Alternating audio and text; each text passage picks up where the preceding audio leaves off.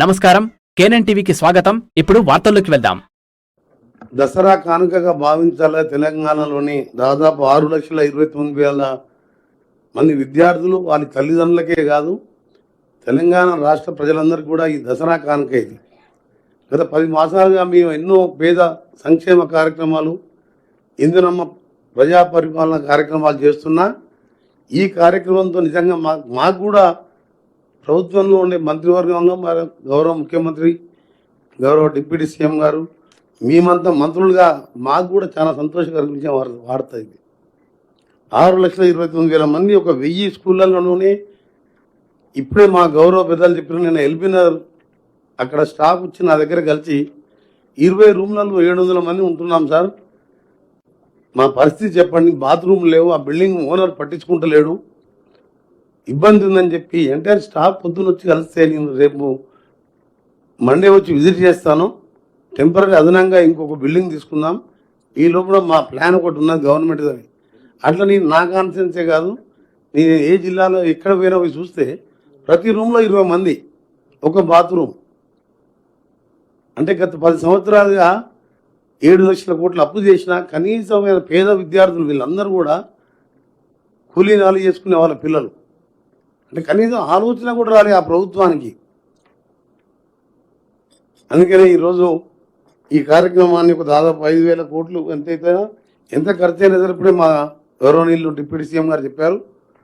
రాష్ట్ర ప్రజలందరికీ, విద్యార్థులందరికీ కూడా చెప్తున్నా, ఇన్ని రోజులు కష్టాలు పడ్డారు, ఎంత త్వరగా అయితే అంత త్వరగా ఫేజ్ వైజ్గా దీన్ని పూర్తి చేయాలని చెప్పి కూడా మా ఫైనాన్స్ మినిస్టర్ డిప్యూటీ సీఎం గారికి వారి ఆలోచన కూడా ఎప్పుడు కూడా పేద విద్యార్థులు చదువుకుంటేనే బాగుపడతాం, చదువుకుంటేనే మన రాష్ట్రం బాగుపడుతుంది అనే ఆలోచన ఉన్న ఈ ప్రభుత్వం.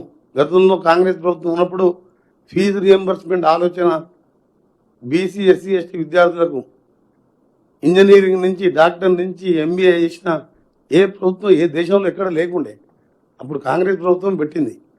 మళ్ళీ ఈరోజు విద్యారంగానికి దాదాపు 20,000 కోట్లు బడ్జెట్లో పెట్టి ఇంత మంచి ఇంటర్నేషనల్ స్టాండర్డ్లో స్కూల్ కట్టడానికి అవసరమైన ఫైనాన్స్ ఏర్పాటు చేసిన సీఎం గారికి, డిప్యూటీ సీఎం గారి యాజ్ ఏ క్యాబినెట్ కొలీగ్గా కూడా వాళ్ళకి ధన్యవాదాలు తెలియజేసుకుంటూ, తెలంగాణ ఈ పేద విద్యార్థులకు వాళ్ళ తల్లిదండ్రులకు మీ అందరికీ దసరా శుభాకాంక్షలతో ఒక ఛాలెంజ్గా తీసుకుని నేను పూర్తి చేసుకొని మీ అందరికీ కూడా అన్ని వసతులతో ఏర్పాటు చేస్తున్నాం. మీ అందరికీ దసరా శుభాకాంక్షలు.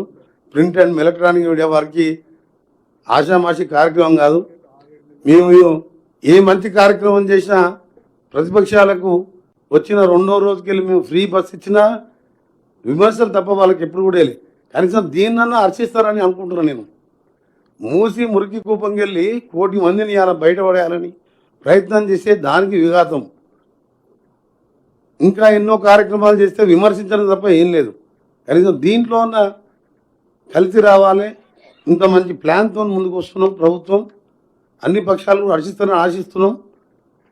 మీ అందరూ కూడా కలిసి రండి. ఇది ఒక మంచి కార్యక్రమం. ఇన్ని లక్షల మంది విద్యార్థులకు విద్యను అందించడమే కాదు, అన్ని మౌలిక వసతులు, ధనికుడు లక్షాధికారి కోటీశ్వర్లు ఏ విధంగా చదువుకునే స్కూళ్ళల్లో ఉండే వసతులతో ఏర్పాటు చేసినందుకు మరొకసారి గౌరవ ముఖ్యమంత్రి గారికి, డిప్యూటీ సీఎం గారికి థ్యాంక్ యూ వెరీ మచ్.